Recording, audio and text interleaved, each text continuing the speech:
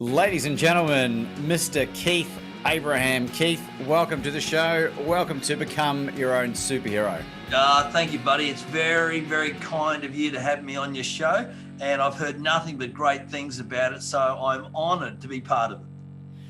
Well, I mean, that's a big compliment. I'm glad you did your digging, I think, and I suppose if it had come out the other way, you probably wouldn't be on the podcast, I suppose. Exactly, mate. Exactly. Yeah. When do you want it? No, I'm busy that day. Yeah. Keith, I've been delving deep into everything that you've been doing for a very, very long time.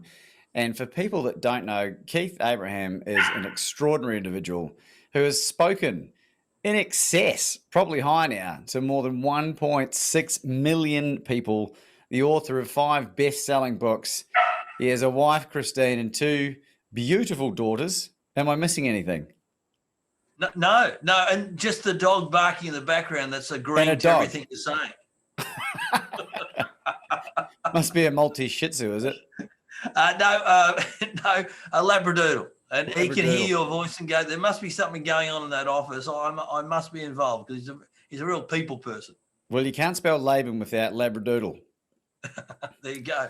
Not to be confused with the Umadoodle bird, which gets its name from when it lands, it's got no legs and it goes, Umadoodle, Umadoodle.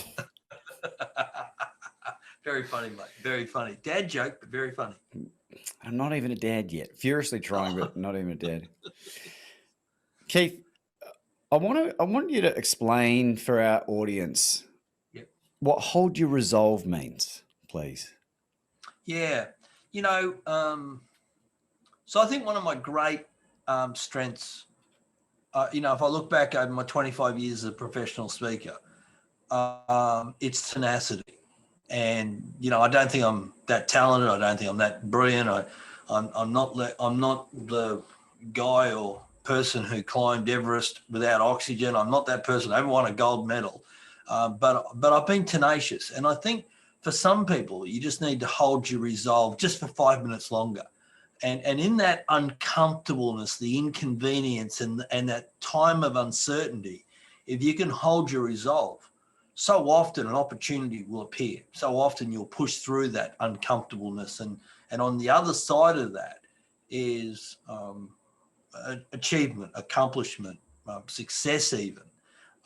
And for too many people, they get a little stuck on, this is getting a little hard. And the one thing I say to people is you have to fall in love with difficult sometimes, and you have to lean into the uncomfortableness.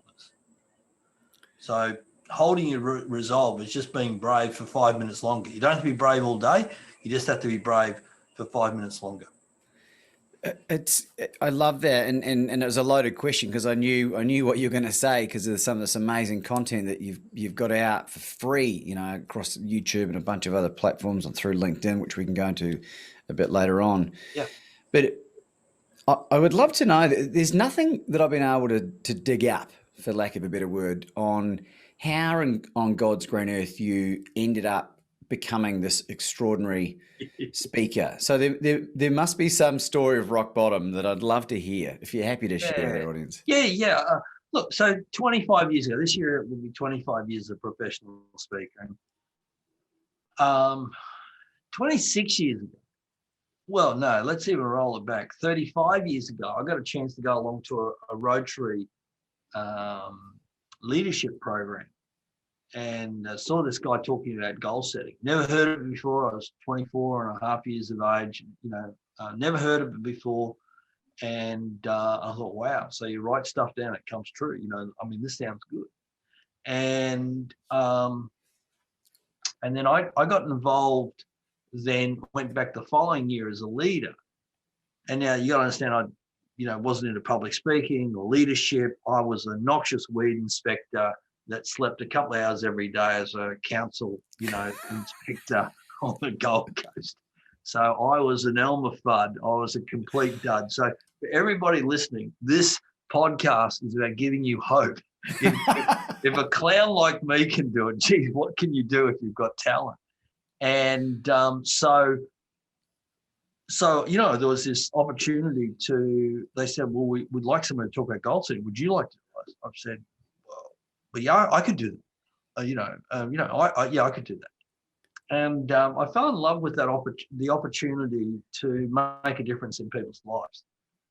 And so out of that, I just thought that this vehicle of standing up and presenting was this opportunity. Now that, so 25 years later, or 26 years, ago, before that, so I went on, ran a couple of big, businesses, and got an opportunity to be a trainer inside Suncorp. And I did that. I ran a leadership program for young leaders coming through that Suncorp sponsored.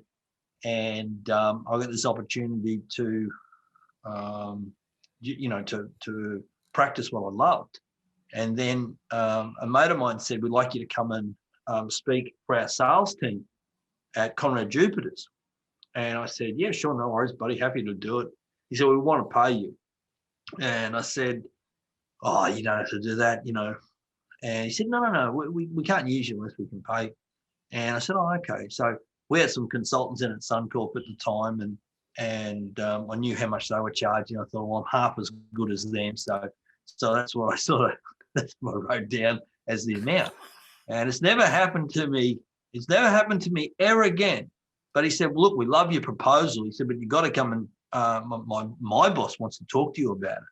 And so 90 minutes later, this guy went line by line through this proposal. It took me like about 8 hours to create. I was just working on the proposal before we jumped online. I built a proposal now in about 5 minutes. So anyway, they said, look, we like what you're going to do, but it's not coming out of my boat. It's going to come out of HR. You're going to have to go down and talk to HR because they've got to sign off on this. I'm like, oh, geez, so how many other hoops? So I went and met this lovely lady, Alison Day, and she said, oh, what else could you do for us? And I said, well, I'm actually full-time employed at Suncorp. This conference is on a Saturday. I'm doing it at my own time. And she said, oh, we don't care. She said, we train people at 3 o'clock in the morning because that's when their shift starts. We run a 24/7 operation. And she said, oh, could you do something on, creative thinking? And I thought, oh, yeah, I could do that. I've read De Bono's book, on, critical thinking. And then I come back to my wife. I said, I really, maybe I can do this. Maybe what's the worst thing to happen? I'll get a real job. So if I quit my job at Suncorp as a trainer, what would be the worst thing to happen? And I just thought I was earning $55,000 with the company car back, 26 years ago. And I thought, all I got to do is just replace that to start with. And so that's how it all started. And, first year I actually replaced my salary and my wife's salary. And we've worked together ever since, side by side. So, so that's the story. And as you said, 5 best-selling books published in 12 different languages, spoken in 33 countries, 1.6 million people globally. Who'd ever thought that a noxious weed inspector that, didn't finish year 12 had the ability to stand up and touch so many people's lives in a positive way. Yeah, not in a Jeffrey Epstein way. No, exactly. You've given hope anyway already, because I never finished high school either. I never went to university, but I feel that through the gift of adversity that I've been sort of propelled into this direction. And it's only a relatively recent thing, as you know, Keith, that in the last 18 months that I finally figured out my reason on this planet. And clearly you are doing that. And you touch on this a lot in your content, and you talk about when you're able to do something that lights your soul on fire, you're so much better at it. Are you able to expand upon that a little bit for us? Yeah, I think, when you get really clear, one of the quotes I used in my book that I created was, when the why becomes clear, the how becomes easy. And I think for a lot of people, finding your purpose in life is not an easy question. You have to be committed to sit on a rock for a little bit and think about it. Now, sometimes people's purpose comes to them from out of left field. Sometimes people, are born into a purpose. Sometimes people, wander the planet for for me, it was probably, 30 plus years before you found out what you're supposed to do here. And I think in some cases, it's not always that obvious, and it evolves and changes. But as you find, what's important, what matters, and what's going to make a difference to you, my belief is, if you go and pursue those things, the money will come, the joy will come, the happiness will come, the ability to make a difference in people's lives comes as well.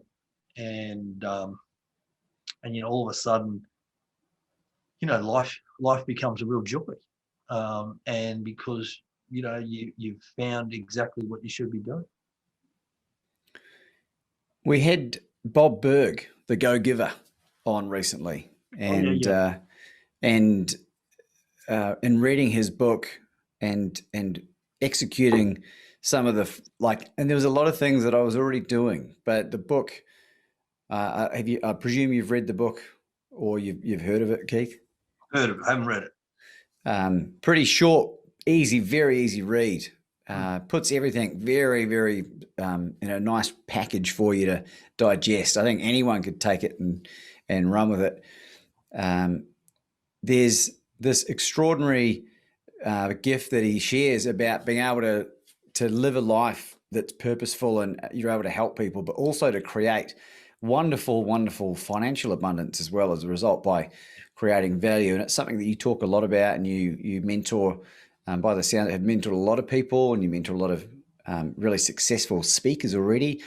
And the kind of money that you've been generating in your own business, we're talking like 7+ figures consistently. Yes.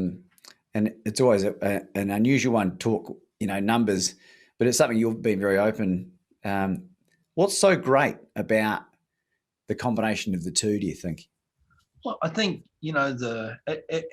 as you go and pursue, as you add value, and the word I use there is add unprecedented value. When you go above and beyond, what people have paid, and I think that's been my goal always, is to just add unprecedented value, and from that you're rewarded, really richly by not only through money, but also, the other side of things, the beautiful side of things is people refer you, people get you back. 96% of my clients use me a second time. 32% of my clients have used me every year for more than 10 years. It's just, there's all these statistics that, and then that comes not from how do I get my next job? How do I stitch up that? How do I charge them more money? I just think it just keep on. If you add value to people, then people are always going to engage you, and they want to listen to you, or have you as part of their go-to people. And that's been the philosophy I've had, for the last 25 years of my business. And I say 25 years, it just seems like yesterday. It's amazing. And I really only feel like said this a couple of years ago, I just feel like I'm getting started, because I just know the real value of what I can provide to a client, and more importantly to the people personally. If I can share one example.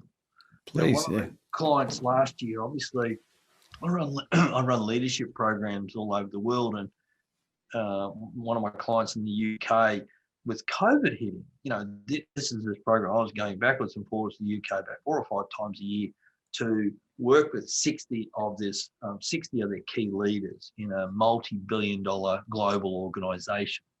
And so going backwards and forwards, that was what the plan was. So I was in London about, almost this time last year I was in London.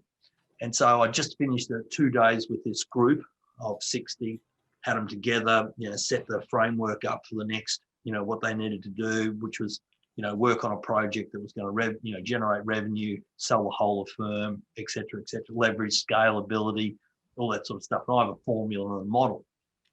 And then COVID hit, and we had a conversation and said, okay, well, it's too important a program. Let's just change it to virtual. And so we changed it to virtual. So in essence, it was a better program. And because because there was more contact with me. There was more check-ins, except more coaching, and so we get to the end of the year. This group of 60 have you think in Australia we've had a pretty hard lockdowns and everything like that. I mean, nothing compared to the UK. Where they're in their second major lockdown now. So these people are 4 months in lockdown and still had to build this. Still had to work on these projects, and a lot of them had to throw it in the air and start again, etc., etc. So get to the end of the year, and that group of 60 generated 11.2 million USD of additional revenue in the 10 months of the program. And this year, those programs will generate an additional 15 million USD of revenue. But those 60 leaders have changed. They have evolved. They've become better parents. They've become better colleagues, better leaders as part and parcel of it. And that's what, if you can add unprecedented value, why wouldn't a client like that say, okay, when are we going to do it again? It's brilliant. And just a thought that came into my mind is, have you ever thought about charging a commission for anything? You know what, for the fee, 5 to 10x the value of what they pay. Wow. And so when people go, you're going to charge that fee, yeah, because I know I can get a 5 to 10. How do you do that? Well, I've got a formula, I've got a process. You give people permission, you put them in the right environment. They're already at a senior level, so they must have talent. So but you're right. I haven't had the had the opportunity to say, well, we'll just do a commission, because at the end of the day, it's about control. It's about how I can control that environment to make sure we generate that. So yeah, it's open to a bit of manipulation potentially. Yeah. One of the things that struck me, you Keith, I think you're about the 75th podcast recording since April 2020, and wow. I've been a busy boy, and I've spoken. Yeah, I've made the most of lockdown, right? And I've spoken to sirs, ladies. I spoke to Princess Beatrice on the phone for about 15 seconds. Wrong number? No. When she realised, but her father was going through the. It's funny you said Jeffrey Epstein. His father was being accused. Yeah. At the time, I digress. But what it's taught me, Keith, is to become fearless in terms of reaching out and speaking to these people that I once put on a pedestal, and maybe rightly so, because I wasn't able to compete. But now I'm really fearless, and I love engaging with people that are these leaders in their field, right? And I suppose my question to you is, do you have any advice or tips for anyone on how to engage with like C-suite leadership, like the CEOs of the world, and get an effective response? Yeah, good question. Well, firstly, what you've got to have is you've got to have a mindset of, you got to be doing it for the right purpose. Let's say that's foundation. The second is, what's the worst thing that can happen? The worst thing that can happen is no. Now, there's definitions of no. Is it no, not now? Is it no, never? Is it no, get lost? So the thing I'd say there is, tenacity wins every race. And so, if it's, so firstly, no's okay, because every no is one step closer to a yes. The other piece I'd say around that is, if you're going to reach anybody in the C-suite, I've always done it through a recommendation or referral. And so, my clients are CEO of Toyota in Australia or Lexus, or, I deal with CEOs, all over the world. And that's been because of an introduction. It hasn't been because they picked up my book somewhere and read it on a plane and it's changed their life. I think I've had one client like that. I'm sure there's more. Well, what do I know of? It's the ability that somebody sees you, for me in particular, somebody sees me on stage and I build a relationship with them. And so one of my clients, that's exactly what happened. I was in Vietnam speaking at a conference, and he was due to speak after me. And so, as we're walking off, as I'm walking off stage, he's waiting. He said, "I really enjoyed your presentation," which is a lovely thing to say, but it's it's the things you say to most people anyway. Good presentation, all the best, that type of thing. And I listened to his presentation, and I thought, "Oh wow, he's a big wheel." And so at the end of it, I went and paid the favor and said, and it was a great presentation. And I said, "Can I give you my card?" And he gave me his. And I said, "I see you're based in Hong Kong." I said, "I sometimes fly through Hong Kong to, go to the UK. Maybe we should catch up for a coffee." And he said, "Oh, that'd be great." He said, "I'm not always in the UK, not always in Hong Kong, but I travel around a fair bit." Anyway, he was he was the senior distribution manager for a company called AIA, which had 240,000 insurance agents throughout Asia, and so him and I become clients and then friends. And I've done some conferences for them. They've made significant investments in me over the years, and all because it was a handshake at the back of a room type of thing. So after a presentation. So it's always thin threads, but you got to be, you got to have your antennas up. But referrals are a good way to get introduced and then follow up. Once again, add value. Send them a book. For me, I send a book. It's write a handwritten note, whatever it might be. And it's not only just a handwritten note. You package it in a way that gives it a real emotive response when they open it, from what I understand. Yeah. I mean, I'm fortunate that my wife Christine, has just this beautiful ability to package everything up, and nothing leaves here without wrapping paper on it and a bow and a nice handwritten note from me, and because we know it makes an impact, but it also, people get it and they go, oh, and of course it doesn't matter if it's a little bit of a difference or a life-changing difference. The goal is always make a difference. It's really great, Keith. And I just want to explore a little bit deeper what I was asking in terms of what it's like dealing with CEOs of major organizations. What are the types of things that these people respond really well to, and maybe what they don't respond well to? Well, I don't think they respond well to people being, pushy or trying to flog them something. It always comes back to that law of reciprocity. You want to give something before you expect anything in return. And for me, I have no expectation of them doing anything with me. There's hope that they'll do something with me, but my expectation is let's just add value. The other thing you got to understand is they're men and women, just like you and me. They've got challenges with people. They've got challenges in their relationship with their kids. They're trying to be the best parent they can possibly be. They're trying to balance, their health and their fitness, their family, their organization, their corporation, and so, if you add value by asking, great questions, they'll tell you the challenges they've got, and from the challenges, you can then do one or two things. I think I can help you, and this is the way I think I can help you is what, that's really interesting. I know someone that can help you. And so the amount of times that I've had conversations where they don't need me, they need somebody that's better educated or better, that has better expertise, and being open enough to really understand what your wheelhouse is, what your area of expertise is really powerful in dealing with those people.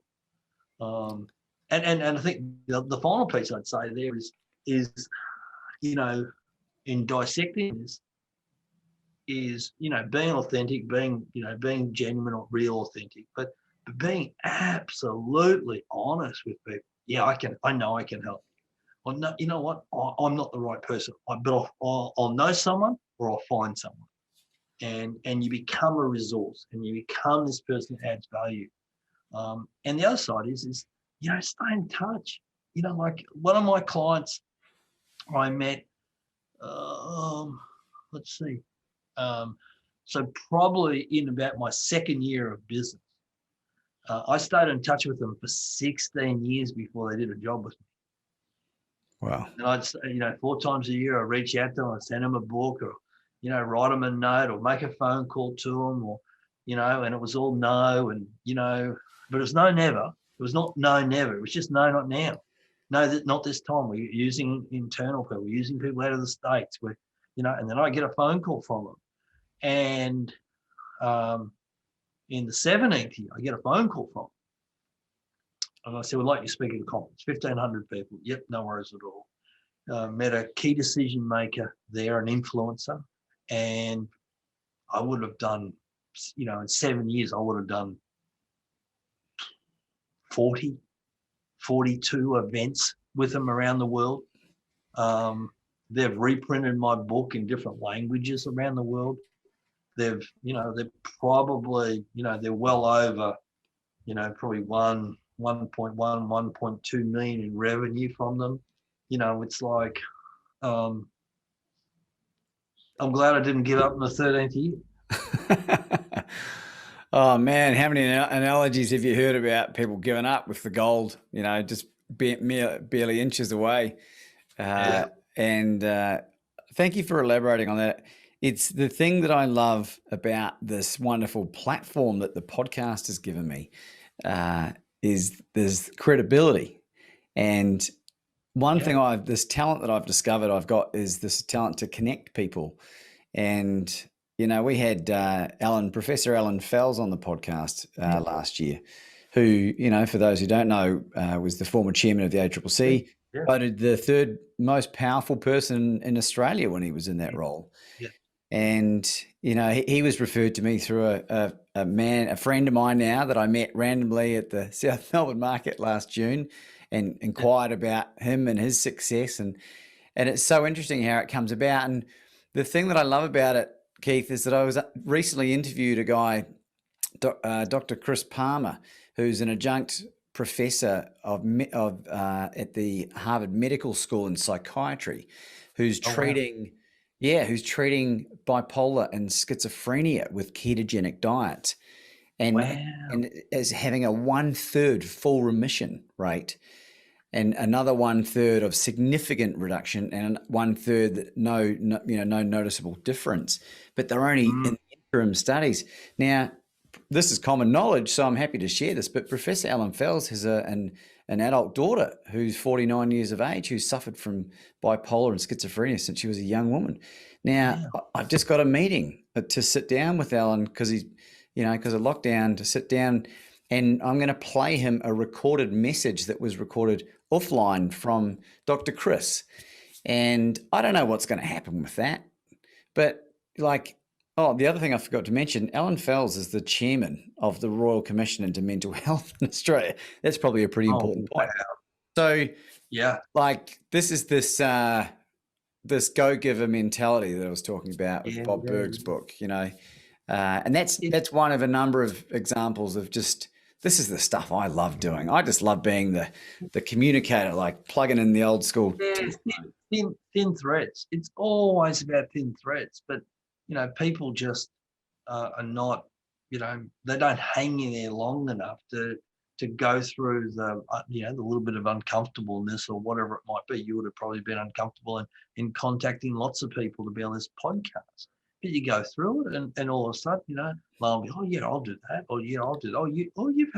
You've had that person. Yeah, I've heard you've had that person on the pod. And all of a sudden, it's you build momentum. And that's, compliments to you for what's saying, being this person who wants to give back. And there's this beautiful, the more you give, the more you get. The more, you don't give to get, you give without any expectation. And in the process, beautiful things come from all different angles that you would never expected to happen. Yeah, that's exactly it. It's kind of selfish. I've spoken about this a little bit. I feel like it's almost a selfish act, because you do derive so much from it from a fulfillment point of view, but it's not, because it's like everyone walks away winning. And that's something that lights me on fire, You are a goal-setting machine, and famously quoted as saying that smart goals don't work. Why is that? Because they have no emotional connection. 38 years ago, a couple of water engineers, wrote down this whole process of SMART goals: specific, measurable, obtainable, realistic, tangible. But what I can tell you is you and I are emotional creatures. We can experience 135 different emotions. 64 of them are positive. The rest are all negative. And so if you don't have an emotional connection to the goal, you'll never be truly committed, compelled, or connected to it. And you have to be committed, compelled, and connected if you're going to do the uncomfortable, the inconvenient, and the unknown. And so what I say about SMART goals is they're dumb, because they need to be smarter. And that's the emotional connection and making sure that you reward yourself along the way. And so the formula I've created is called goal drivers. And there are 8 goal drivers that all of us can experience. And of those 8, once you tap into what that goal driver is, you then have the emotional connection. And from that emotional connection, you can then work out, the emotional connection is the why, the mental connection is the what, the physical connection is the how. So feel, think, do, heart, head, hands, why, what, how. And that's why, SMART goals are, I think, are set from a very logical point of view. But for some people, goals are not logical. The amount of people that have achieved things that people said that you can't do it is, phenomenal, and has always been, one of those truly great inspirational stories.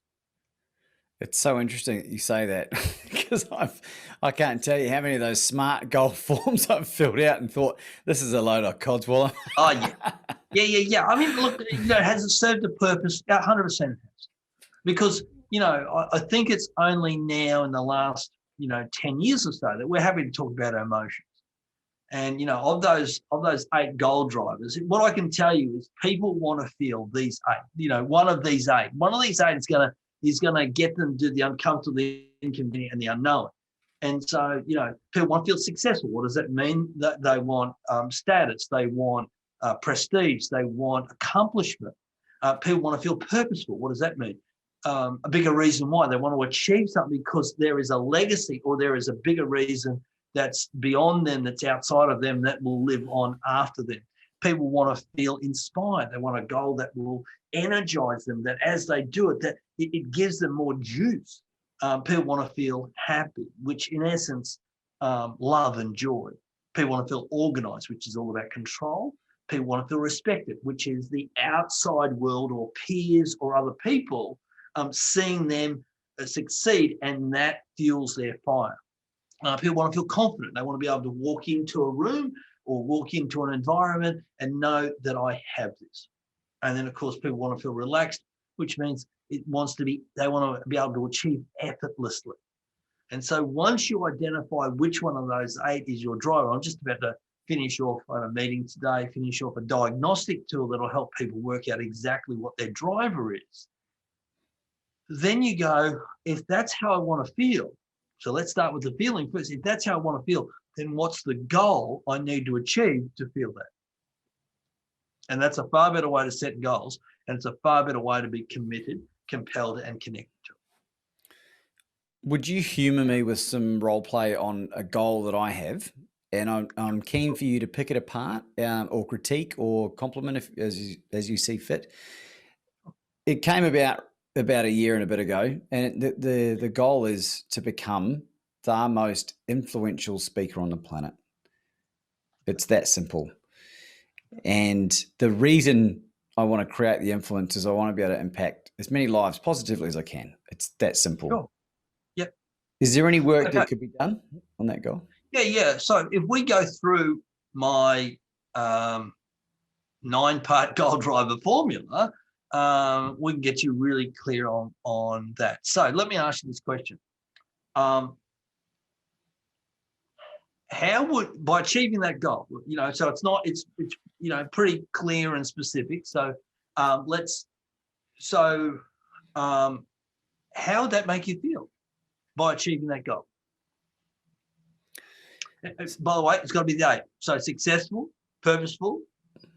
It's got to be, which one? Inspired, happy, organized, respected, confident, relaxed. Which one of those? Did you say fulfilled? Fulfilled will fit into purpose. Because that's probably the closest one, if you made me pick. Okay. So the driver is purposeful. So then you get really clear on the goal. So what's the goal you want to achieve? To become the most influential speaker on the planet. Positively influential. So I just rephrase that a little bit. To be recognized as the most influential, positive, a positive, influential speaker on the planet.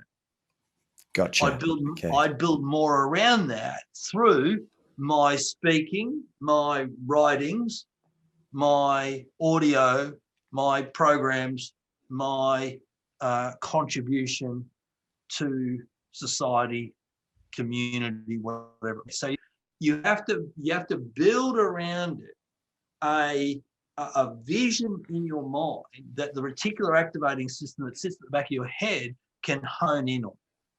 So it has to be crystal clear. With clarity comes confidence. With confidence comes certainty. With certainty comes consistency. So clarity is really important. So let's say that you've got, you can just articulate this in such a defined way. The next piece of the puzzle is you have to then work out what's going to be your amplified attitude. See, you have to go there mentally before you go there physically. And so this is about mindset. So what I say by amplified attitude is you have to be able to, not just, people say, I just have to be positive. I don't know what that means. I'm in this game. I don't know what that means. It's like, no, you have to pick a lane. So here are some amplified attitudes. Courageous. So from the top of your head to the soles of your feet, with every cell in your body, if you were courageous, how would you walk? How would you talk? How would you think? What would you say to yourself? What would you say to others? So it could be courageous. It could be tenacious. It could be limitless. It could be self-love. It could be grateful. It could be empowered. So you have to pick a mindset. So of those 6 or anything else you want to think about, what's the mindset you think you need to have to be able to achieve that goal, to be able to feel that way? Well, the first 4 that you read out, that you spoke about, were the language that I use all the time. And the other ones are in there and about, like the way that I walk has changed. The way that I hold my shoulders back is, my physicality's changed throughout this, this transformation over the last 5 years. Limitless is one of my favorite movies of all time, and I feel like Bradley Cooper is in Limitless. Like that's so Limitless is about 2 things. Limitless is about limitless opportunities.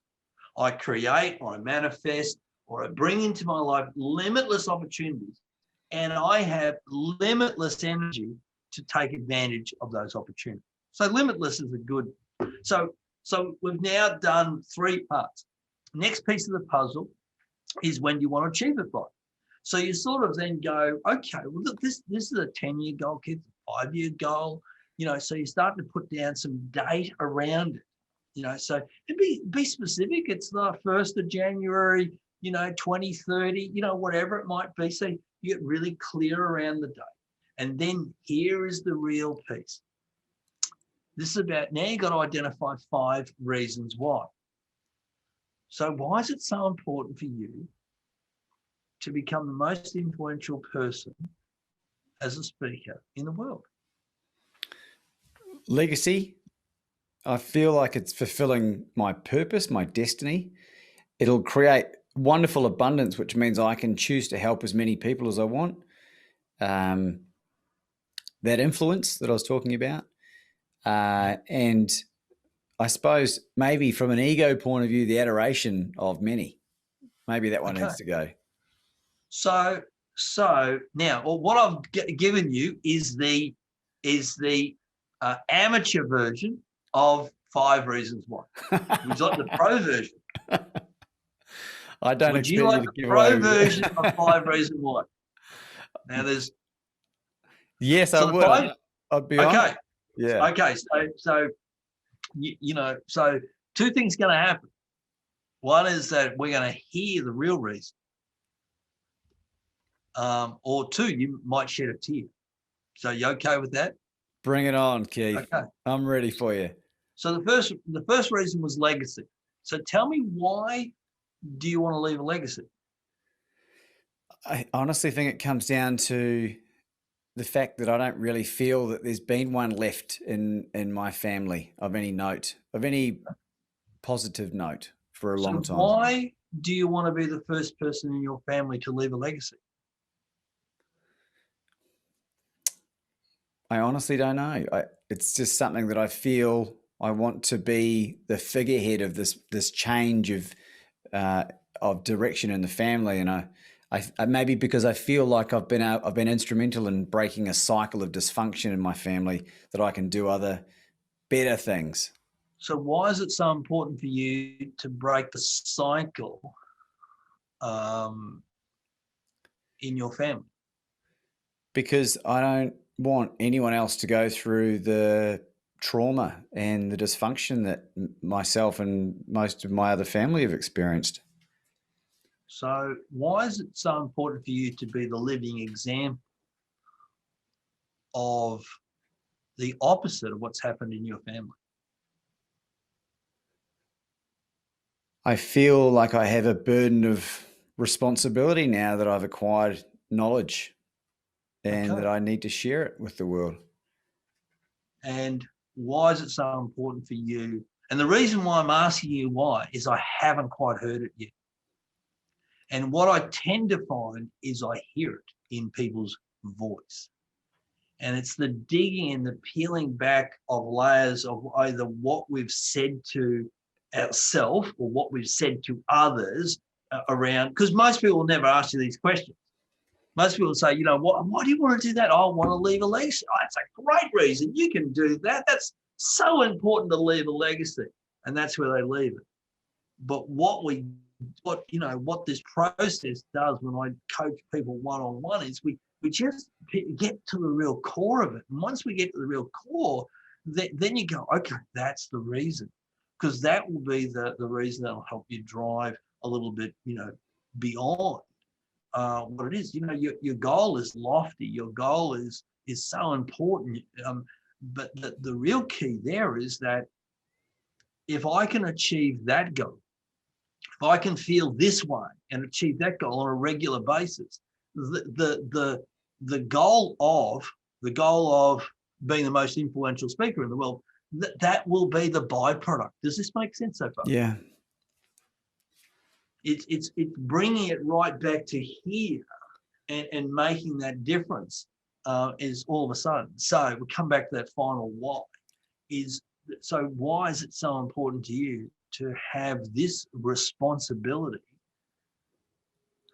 to leave this legacy and to be this living example for people around you and that are going to come after you? The only answer I can really truly feel comfortable saying, I think, is that I feel like I've been given this responsibility by a higher being, and I'm not religious, but I'm deeply spiritual, and I've spent 35 years of my 40 years on this planet, wandering in the mire, and if I'd been able to use that time, not that I have any regrets, because I'm very grateful for how I've ended up. But if I was able to use that time by learning from people like me at a younger age, then the impact on the world would be more significant, faster, I think. So you start, we've got to a different place, haven't we now? And this is the power of continuing to dig down a little bit, and to start to hear it, and in essence, start to talk yourself into it, to really to be the conscious convincer for yourself. That's what's so important, to keep on asking that reason why, because that will be, when it gets tough or difficult or whatever, that will be your lighthouse. That will be the beacon on the horizon that gives you your true north to be able to move yourself forward. I don't feel like we've gotten to the root cause, though, have we? No, not yet. Not yet. How does that? I haven't. But what that comes down to is, right, keep on asking the question, why is that? Whatever you write down, keep on, why is that important? Why is that important? And you'll dig yourself, down. I'm conscious of the time of your podcast, and I'm conscious that this isn't, wow, is he doing therapy with this guy? No, this is the importance, of getting really, really clear. It's a huge goal. See, it's a different goal. It's a different goal if you say, well, I want to lose 10 kilos. Okay, why is it important for you to lose 10 kilos? Because I want to feel good. Great. Why is it important for you to feel good? Oh, because I'll have more energy. Why is it important for you to have more energy? Oh, I need to have the energy for my family. Great. Why is it so important? And all of a sudden people go, oh, bingo, bingo, bango, bongo. Oh, that's the reason. It's not the 10 kilos. It's this other thing that they just haven't, quite dug into. So your post-podcast project, or more commonly known as homework, is to keep on writing down what's the reason why? What's the reason why? What's the reason why? And why is that reason important? And dig down. And then not to leave the the loop undone. I said there was 9 parts, 9-part goal driver formula. So goal driver is 1. The goal, getting really clear around the goal, is 2. 3 is the amplified attitude, limitless for you. 5 reasons why. Making sure that, did we say date there before? Yeah, I think we said date there before. Making sure then what you need to do is, you hand on heart, no BS. What are the 3 things in the next 90 days I need to stop doing? What's the 3 things I need to start doing? Because no goal is going to come to you until you let go of something and create space for it to come into your life. Starve the distraction. Starve the distraction, feed your focus. And of course that then leads to, okay, so what are the 3 milestones? So a big goal like that, you want to break down into what you need to achieve this year. And so then what you say is, okay, what's the 30-day milestone? What's the 90-day milestone? What's the 6-month milestone? And then what you do is you then break it down even further, and you go, what do I need to do specifically in the next 30 days? And then the final step of the goal driver process is, what's going to be my daily rituals? What's going to be the 5 out of 7, 6 out of 7, 7 out of 7 daily rituals that I do to make me feel purposeful? And we complete the loop, because all I can control right now is what I can do today. And what I do today helps me feel purposeful. Then I'm already regenerating that sense of that emotion on a daily basis, which continues to propel me towards what's important, what matters, and what's going to make a difference to me and the people who mean the world to me. It's some heavy stuff, Keith, and I can understand why only 4% of people complete their goals. I think that's the number. Is that right? Yeah. 3% of people think, 3% of people make things happen. 10% of people think or expect things to happen. 60% of people watch things happen, and 27% of people don't know what happened. So you don't want to be in that 27%. That's it. I've been in that 27%. That's when I was a uneducated, noxious weed inspector sleeping a couple of hours every day. So Keith, this has been extraordinary. I'd love to lift the mood a little bit. I feel like it was pretty intense for some people. I know Oh yeah, they'll get a huge amount of 100%. value. Sorry, everybody. No, don't You asked the apologize. question, so Do not apologize. I think there's some brilliance in the whole thing's brilliant. You just turned everything that I thought I knew on my head, which I was kind of hoping was going to happen. But before we came on the show, and I've had the privilege of interviewing some other amazing Hall of Fame speakers. You are a Nevin Award winner, which is the highest distinction in professional speaking in Australia. Yep. It's an extraordinary achievement. But I want to know, what's some of the coolest interactions that you've ever had with some of the names of speakers or motivational people that we would have heard of in our lifetimes? Oh wow! Well, Alan Pease. I engaged Alan Pease to speak at a conference that I was running, a World Rotaract conference back in 1990. My God, it's so long ago. And Alan was he was an idol. I'd seen him at all these sales congresses, and here he is, speaking on a platform that I'd organised. And now these days, Alan's a mate of mine. So he's this wonderful, friend of mine. And it's funny. I've been fortunate. I've listened to lots of great speakers, around the world by, sitting at the back of the room waiting to go on, or just when I've come off the stage. But there's probably some people that people don't know, like there's one of my great mentors is a guy called Jack Daly. Jack's, 75, does 100 presentations a year. And he's been a great mentor for me because he's me, it's like 15 years from now.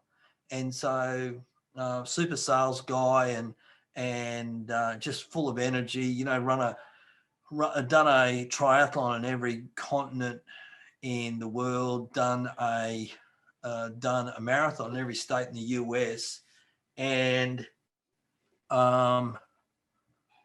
he only took up swimming when he was in his 50s. So, just amazing, inspirational, and great leader. I'm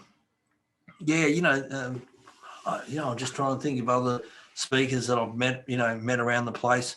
I never actually met this guy personally, but there was a speaker at the first NSA convention I went to in the States when I first got started, and was a guy called Lou Holtz, and he was the coach of the Notre Dame football side.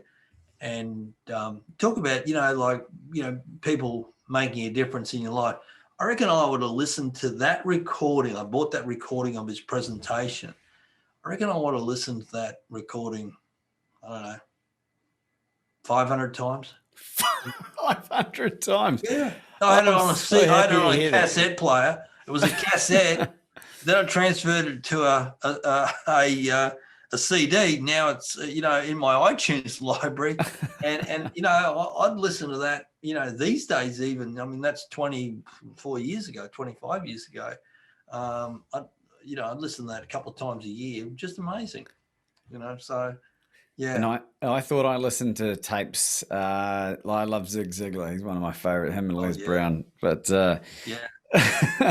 yeah, just amazing some of the speakers that you get a chance to meet on some of those really big stages. I've spoken twice MDRT main platform, and so that platform's had US presidents and Nobel Prize winners and gold medal Olympians, Mark Spitz, and people like that. And here I am, I'm sort of sharing the green room with some of those people. You sort of go, whoa. Not so much the US presidents. They sort of tend to come in with the Secret Service and stuff like that. That's not me. I have no entourage. Keep an eye on that guy. He's a noxious weed guy. That's right. What's he selling? You can find everything that you need to know about Keith Abraham at keithabraham.com. Thank you. .au or .com? No, .com. There's keithabraham.com. Have you got a direction if they do put in .com.au and it goes back to .com? Maybe. No, I don't know. That's above my pay grade. Probably. But yeah, just put .com. Keith Abraham, we're global. As in Laban's father out of the Bible, Abraham. Very close. No relation. Do you want to finish on anything else, Keith, before we wrap this bad boy up? Well, I look, firstly, compliments to you for, following your heart. Nothing but good can come from when people have a purpose, take permission, not from others, but from themselves, and follow their heart to pursue their passion. So compliments to you. I, look, I would, probably the key message I'd say to people is that, dream big dreams, you know, you know, think bigger, be braver, uh, be bolder, and you'll become better. And in becoming better, who knows what you can achieve. But, just don't be limited by other people's expectations or interpretations of what you should or could do. And if you follow that message, that pathway, who knows where you'll be. You'll be in a hell of a lot better space, and a hell of a lot happier than you may have been in the past. Ladies and gentlemen, Mr. Keith Abraham. Oh, you're too kind. Thank you, buddy, for the opportunity.